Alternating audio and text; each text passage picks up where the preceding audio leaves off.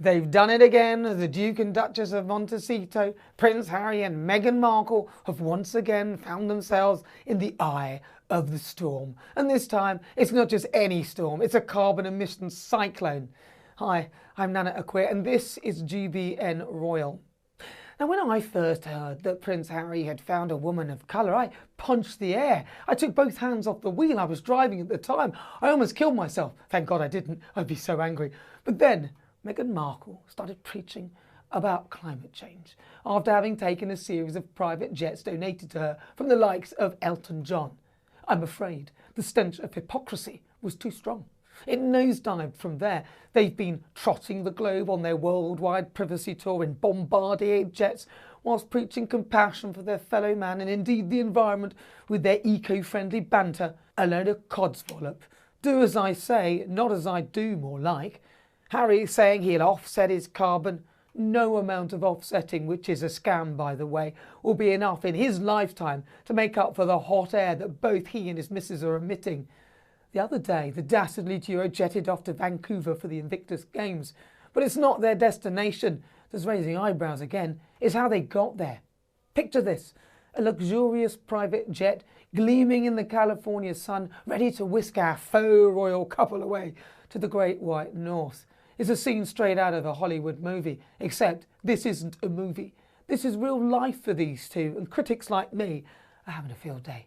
What a pair of total, utter hypocrites. You see, Harry and Meghan didn't just hop on any old commercial flight like us mere mortals. Oh no, they chartered a private jet for their journey from Santa Barbara to Vancouver. Now, I'm no mathematician, but I'm pretty sure that's not the most eco-friendly way to travel, especially not for the couple who've been preaching about climate change faster than you can say carbon footprint. But wait, there's more. Our jet-setting couple didn't just stop at Vancouver. They took another short hop over to Victoria on Vancouver Island. Because why fly once when you can fly twice? It's like they're collecting air miles for a game of royal bingo. Now, I can already hear the Sussex squad rushing to their defence. But Nana, they'll say, they need privacy and security. And to that I say, have they never heard of first class or even, dare I say, business class? I'm sure they could find a way to fly commercially without being mobbed by adoring fans or paparazzi. After all, William and Kate, the heirs to the throne, the future king and queen, they manage it. Harry and Meghan aren't the first royals to use private jets, and they certainly won't be the last. The real issue here isn't just about one flight or even two. It's about the message it sends. Harry and Meghan positioned themselves as eco-warriors, champions of the environment. They've warned us about the ticking clock to protect our planet. They've supported Greta Thunberg and lectured us all about reducing our carbon footprint. And yet here they are, leaving a carbon footprint big enough to make Bigfoot jealous. It's a classic case as I said before, do as I say, not as I do. And let me tell you, that doesn't sit well with the British public, who have funded Harry for most of his life and will still be indirectly contributing to it even now. We Brits love nothing more than calling out hypocrisy, especially when it comes gift-wrapped, or should I say grift-wrapped, in designer clothes and private jet fuel. But perhaps maybe I'm being too harsh. After all, Harry has said in the past that he flies commercial 99% of the time. Maybe this is what that 1% exception looks like. Maybe there were unique circumstances that required them to fly private. Perhaps they were transporting a rare breed of corgi that can only travel at high altitudes. Or maybe they were on a secret mission to save the world's maple syrup or jam supply. Stranger things have happened in the royal family. But all joking aside, this incident does raise some... Scene script. How fair is the media's selective outrage towards Prince Harry and Meghan Markle? Let's take a closer look at the situation. Recently, GB News launched yet another baseless attack on Harry and Meghan, conveniently using climate change as a cudgel to stir outrage. The irony here is nothing short of astounding.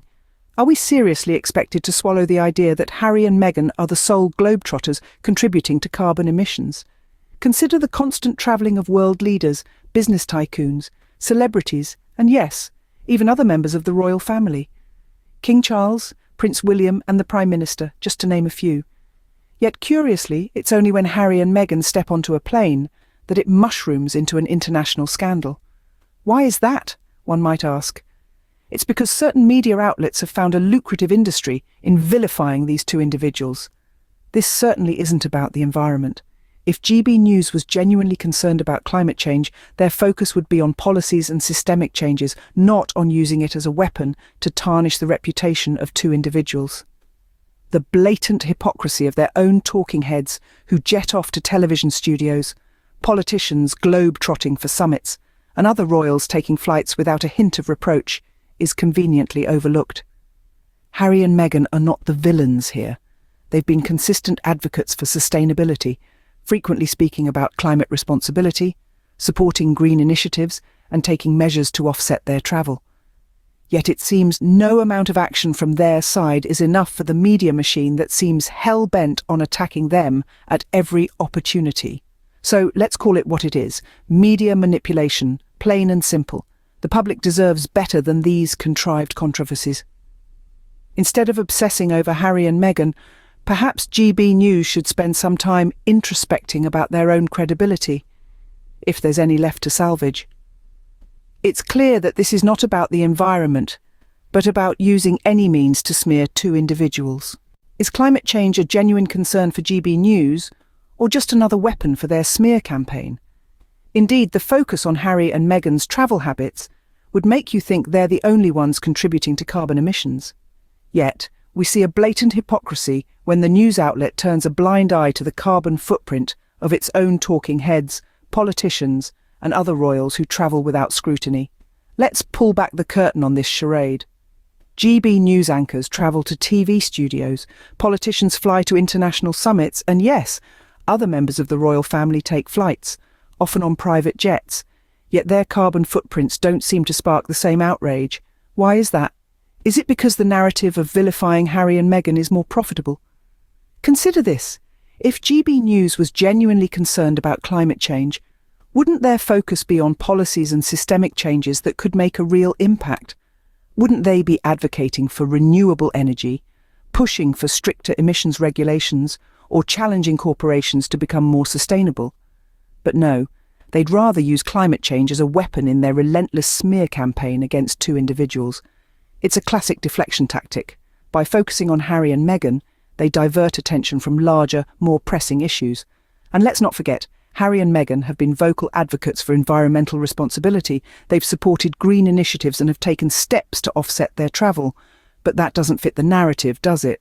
So, what we're seeing here isn't genuine concern for the environment. It's a calculated strategy to stoke public sentiment against Harry and Meghan while conveniently ignoring their own contribution to the problem.